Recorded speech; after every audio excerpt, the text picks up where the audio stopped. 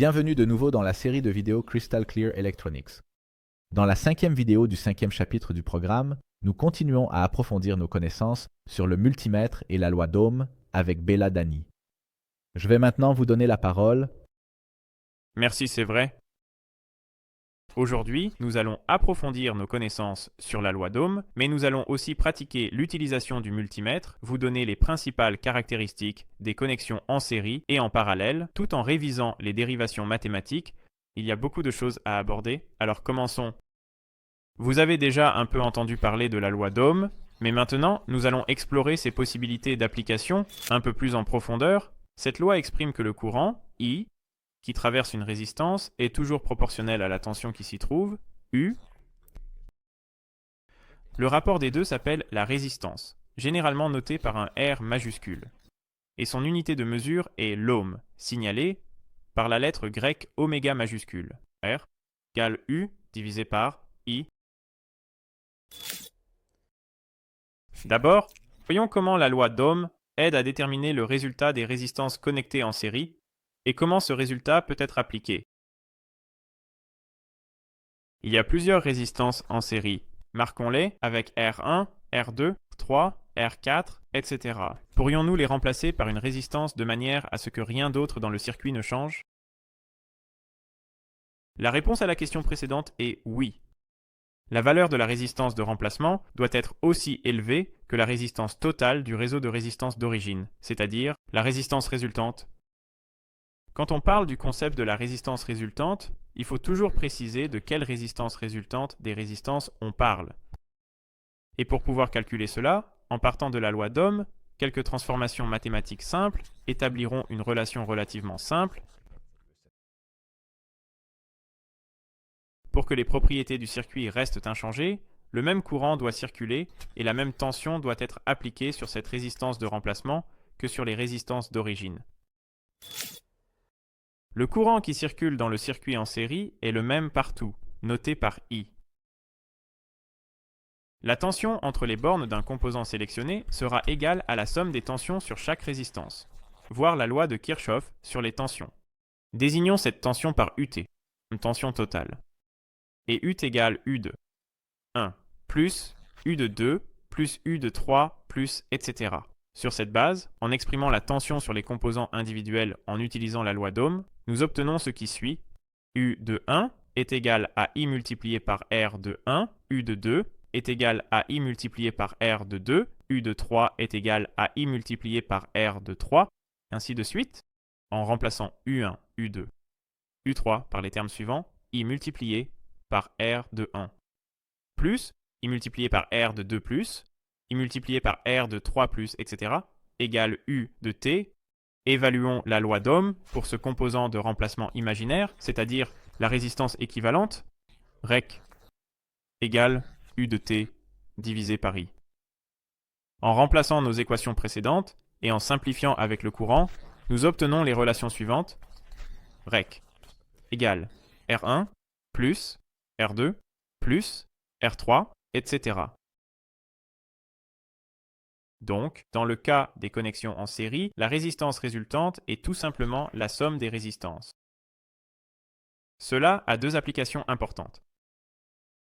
Une des applications, c'est qu'on peut facilement régler n'importe quelle taille de résistance. Par exemple, si on a besoin d'une résistance de 22 ohms, mais qu'on n'a que des résistances de 1 ohm et de 10 ohms, il suffit de connecter deux résistances de 1 ohm et deux résistances de 10 ohms en série. L'autre application est ce qu'on appelle le diviseur de tension. Voyons ce que cela signifie exactement. Supposons qu'on ait une alimentation de 12 V et qu'on veuille produire 5 V. Comment? Peut-on faire ça avec deux résistances connectées en série? Exprimer le courant dans la branche principale en utilisant la résistance résultante ou une des résistances. I est égal à U de T divisé par R de EQ, ce qui est égal à U de 1 divisé par R de 1, ce qui est égal à U de 2 divisé R de 2. En convertissant les deux équations de droite, on obtient U de 1 divisé par U de 2 égale à R de 1 divisé par R de 2. On peut aussi écrire une autre formule facile à utiliser pour exprimer U de 1 comme suit. U de 1 est égal à R de 1 multiplié par U de T divisé par de EQ, ce qui est égal à U de T multiplié par R de 1 divisé par R de 1 plus R de 2. On peut conclure des deux formules qu'on peut répartir la tension en proportion des résistances. Pour produire les 5V, mentionnés dans l'exemple, il faut que la tension soit réduite à 5V sur une résistance et à 12,5 égale 7V sur l'autre. Ainsi, le rapport des résistances requises devrait aussi être de 5 à 7. Exemple, 1500. Cette application s'appelle le diviseur de tension. Notez aussi que, puisque la résistance résultante des connexions en série est la somme des résistances individuelles, sa valeur sera toujours plus élevée que celle de n'importe quelle résistance remplacée. Après la révision théorique, il faut vérifier que les relations que nous venons d'établir sont correctes. Débrancher les cordons d'alimentation de notre circuit déjà assemblé et mesurer la résistance de chaque résistance ainsi que la résistance résultante de leur connexion en série. Nous allons maintenant examiner les réseaux de résistance de 100 ohms et de 1 kΩ connectés en série. D'abord, regardons la résistance de 100 ohms. C'est mesuré à environ 99,8 volts.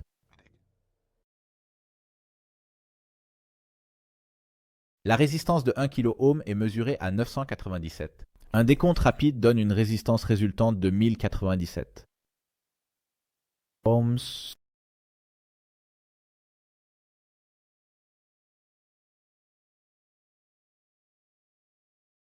En le mesurant de cette façon, on voit si j'ai oublié le calcul ou non. On a obtenu le résultat calculé absolument juste. Bien sûr, si vous êtes curieux chez vous, vous pouvez essayer d'autres combinaisons. Nous espérons que vous obtiendrez le résultat des dérivations correctement. Maintenant, construisons un diviseur de tension qui répartit la tension en 3 parties, c'est-à-dire qu'il la divise entre les résistances dans un rapport de 1 à 1 à 1 dans notre cas. Pour ce faire, connectons 3 résistances de 1 kΩ en série, comme montré dans le schéma que nous avons fait précédemment, et voyons quelle est la réponse en tension. D'abord, regardons la tension d'alimentation qui est le classique 12,2 volts. Les tensions des résistances individuelles sont de 4,07 et 4,06.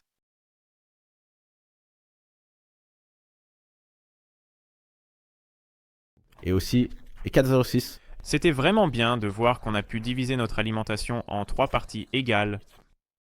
Les résistances peuvent être connectées dans un circuit non seulement en série, mais aussi en parallèle. Même avec un tel mode de connexion, il serait bon de calculer la résistance qui remplacerait les résistances, c'est-à-dire la résistance résultante. On peut clairement voir que chaque résistance a la même tension, U, mais qu'un courant différent passe à travers chacune. D'après la première loi de Kirchhoff, nous savons que le courant total dans la branche principale, c'est-à-dire, sera égal à la somme des courants dans les branches secondaires, I1, I2, I3, I4, ce qui signifie que I de T est égal à I de 1 plus I de 2 plus I de 3, et ainsi de suite. Exprimer les courants individuels à partir de la loi d'Ohm, I de 1 est égal à U sur R1, I de 2 est égal à U sur R2, I de 3 est égal à U sur R3, et ainsi de suite. Ensuite, remplacez-le, I de T est égal à U sur R1, plus U sur R2 plus U sur R3. Divisez les deux côtés par U, I de T sur U est égal à 1 sur R1 plus 1 sur R2 plus 1 sur R3 et ainsi de suite. Enfin, prenons l'inverse des deux côtés et remarquons qu'à gauche, nous obtenons la résistance équivalente. On obtient ça ici avec RE. I de EQ est égal à U sur I est égal à 1 sur R1 plus 1 sur R2 plus 1 sur R3 et ainsi de suite. Cette formule est un peu plus compliquée que dans le cas de la connexion en série, ce qui la rend plus difficile à utiliser pour n'importe quelle résistance. Il est aussi important de noter que la résistance résultante de résistances connectées en parallèle sera toujours plus petite que sans interconnexion. Si seulement deux résistances sont connectées en parallèle, alors vous pouvez utiliser la formule dite de RE+, qui est REC de 1,2 égale à R1 fois R2 sur R1 plus R2. Alors que la connexion en série peut être utilisée comme un diviseur de tension, la connexion en parallèle peut être utilisée comme un diviseur de courant, mais son importance pratique est faible, donc nous ne nous y attarderons pas ici. Vérifions la théorie ici aussi en le mesurant. Connectez la résistance de 100 ohms et celle de 1 kΩ en parallèle. Ensuite, mesurez la résistance résultante sans alimentation comme on l'a appris précédemment. Pour ça, j'ai besoin de ton aide, Gago. La source d'alimentation a été déconnectée et les deux résistances ont été connectées en parallèle. Nous avons déjà mesuré les valeurs séparément. Donc maintenant, nous allons seulement mesurer la résistance résultante.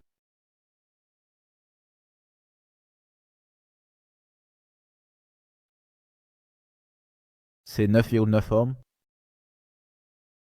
Dommage, le métal fait du bruit. Si tu te souviens, quand nous avons mesuré les deux résistances séparément, nous avons mesuré 99,7 ohms pour l'une, 99,8 Ohm pour l'autre. À partir de ça, si on utilise la formule ci-dessus, on peut calculer la valeur calculée, c'est 99,12 ohms. On peut voir qu'il peut y avoir une très petite différence, mais cela est dû au point de mesure. Malheureusement, nous ne pouvons pas connecter l'alimentation de 12V à cette connexion pour le moment. Nous verrons pourquoi nous ne pouvons pas le faire dans les sections suivantes. D'après la mesure, on peut voir que le bon calcul peut être vérifié assez facilement. Dans ce qui suit, regardons la connexion en parallèle. Mesurez le courant dans la branche principale et dans chaque branche latérale. Quand tu mesures le courant, fais bien attention à où tu connectes quoi. Pour des raisons de sécurité, regardons les figures suivantes qui montrent comment nous pouvons mesurer les courants dans la branche principale et dans les branches latérales. Avant de mesurer, je voudrais noter que le matériel écrit a la même valeur nominale, mais utilise des composants différents. Les écarts de mesure résultants seront corrigés étape par étape à l'écran afin que vous puissiez voir les valeurs que nous mesurons actuellement. D'abord, estimez par exemple le plus grand courant à mesurer, le flux dans la branche principale. D'abord, calculez la résistance résultante nominale.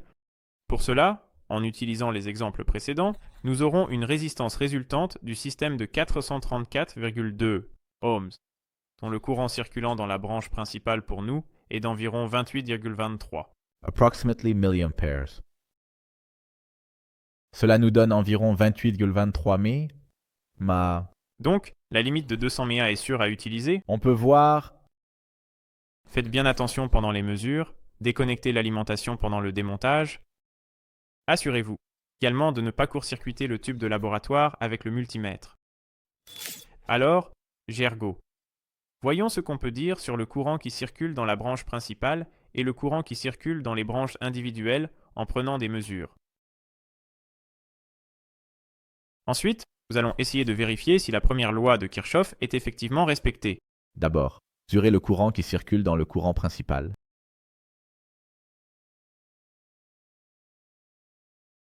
C'est environ 27,13. Démontage rapide.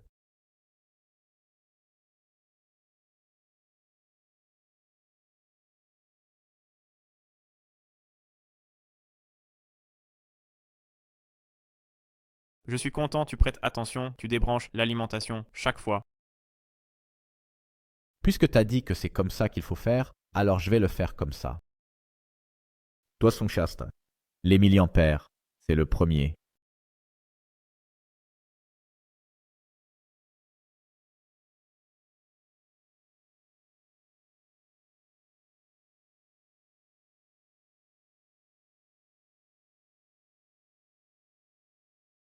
L'un d'eux était une station de 1 k ohm. Oui, c'est la prochaine station de 1 k ohm.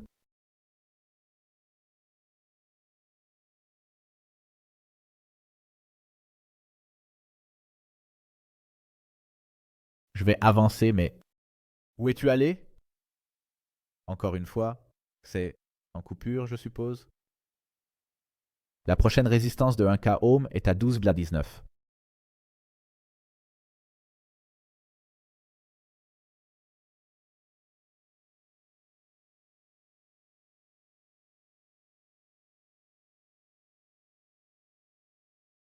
Cas s'est avéré. S'avérer être beaucoup de bruit, et le dernier est à 3,69 mA. Donc c'est note 3,3. Résistance en kilo-ohm. Super, merci beaucoup. Si on additionne ces trois valeurs de courant, on s'attend, selon la première loi de Kirchhoff, à ce que la somme de ces valeurs, les inexactitudes de mesure, soit égale au courant de la branche principale. Le courant dans les branches est mesuré par la tension. Dans notre cas, c'est 27,04 mA. Pour le courant de la branche principale de 27,93 mA, c'est une assez bonne approximation. Il faut mentionner qu'on parle de MA, donc même si la différence est presque de 1, c'est relativement petit en MA. Il est rare de trouver en pratique un circuit qui ne contient que des résistances connectées en série ou seulement en parallèle. Ils sont généralement mélangés et imbriqués les uns dans les autres. Dans de tels cas, la tâche consiste souvent à déterminer la résistance résultante de ce réseau complexe de résistances. Considérons l'exemple montré dans la figure suivante. Au début, la connexion peut sembler compliquée, mais il ne faut pas avoir peur. La plupart des réseaux de résistance se composent de sous-réseaux de résistance connectés en série et en parallèle. Ces sous-réseaux de résistance peuvent être fusionnés progressivement et remplacés par leur résistance résultante, et tôt ou tard, la résistance résultante de l'ensemble du réseau de résistance peut être calculée. Voyons comment ça se présente en pratique. On peut voir que R1 et R2 sont connectés en série, donc leur résistance résultante est R égale à R1 plus R2. S'ils sont fusionnés et remplacés par leur résistance résultante, alors les résistances sont connectées uniquement en parallèle comme on peut le voir sur le schéma. La résistance résultante du réseau peut être déterminée à partir de la relation dérivée de la connexion en parallèle. REC égale 1 sur 1 sur REQ1 plus 1 sur R3 plus 1 sur R4 égale 12 plus 1 sur R3 plus 1 sur R4 égale 1. 1 sur R1 plus R2 plus 1 sur R3 plus 1 sur 4. Je vais me laisser influencer. Si vous le souhaitez, alors mettez en place de tels réseaux de résistance similaires, calculez et mesurez la résistance résultante et comparez les deux résultats. Bien sûr, il y a beaucoup d'autres réseaux similaires et beaucoup plus complexes à analyser, mais ces bases devraient suffire pour vous. J'espère que vous avez trouvé cette vidéo de répétition utile. Je le pense certainement. Je pense que ceux qui ont été avec nous depuis le début sont plus confiants. Lorsqu'il s'agit d'examiner des réseaux de résistance complexes, nous avons hâte de vous retrouver dans la prochaine et dernière vidéo de ce chapitre de la série où vous entendrez parler de la capacité de charge des résistances. Au revoir.